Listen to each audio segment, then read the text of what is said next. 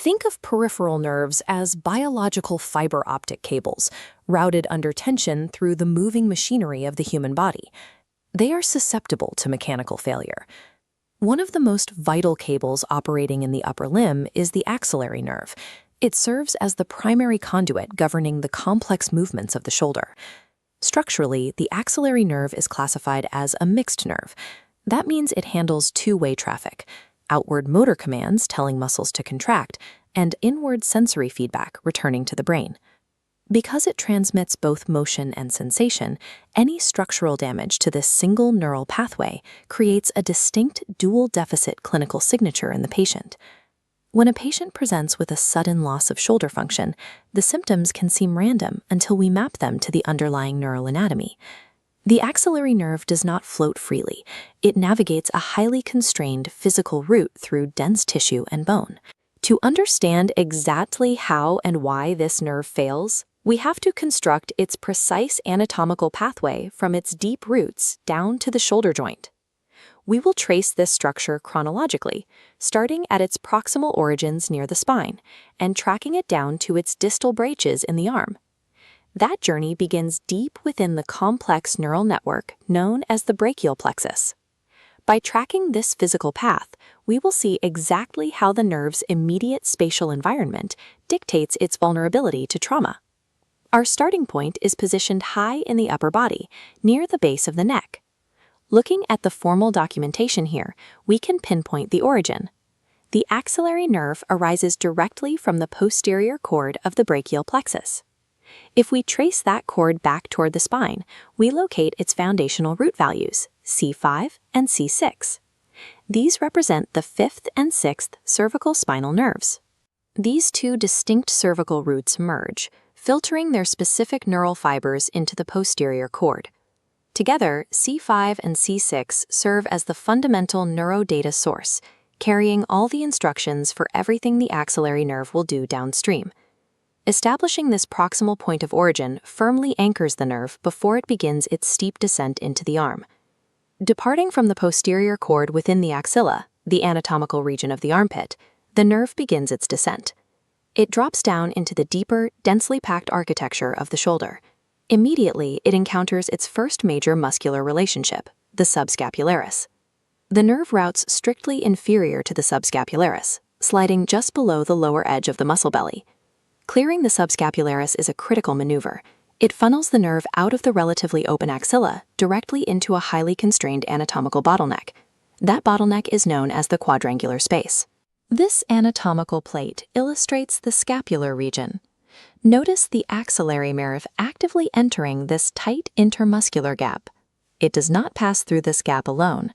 The nerve is accompanied by a major blood vessel, the posterior circumflex humeral artery.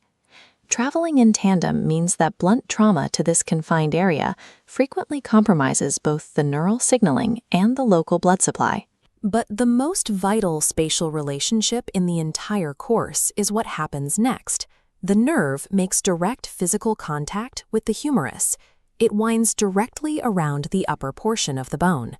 At a section known as the surgical neck, we have soft, pliable nerve tissue wrapping tightly against a completely rigid bone structure.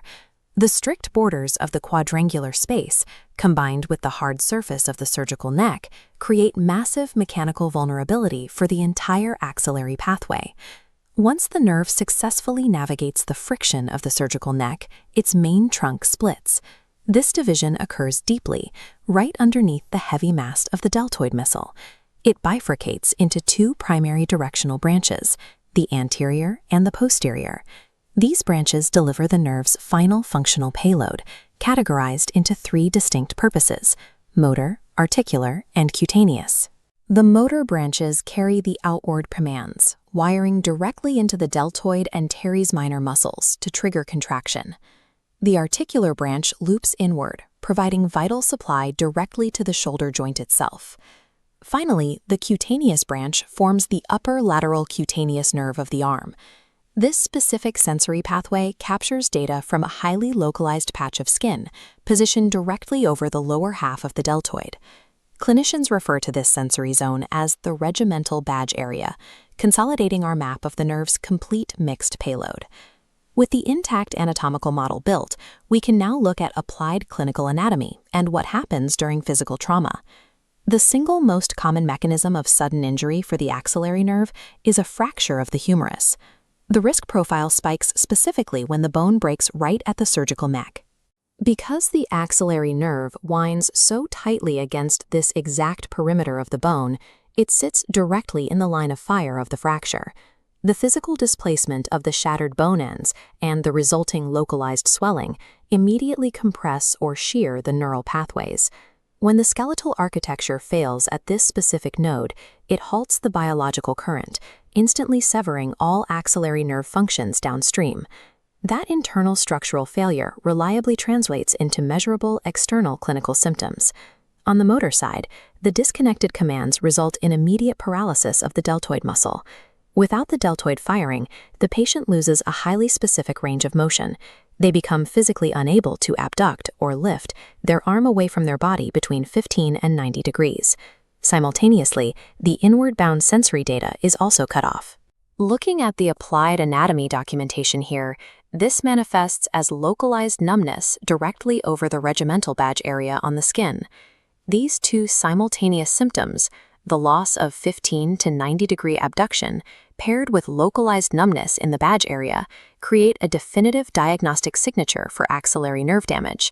Tracing these clinical deficits back to a single pinched cable demonstrates how accurate diagnosis relies entirely on mastering the precise three-dimensional physical constraints of the nervous system.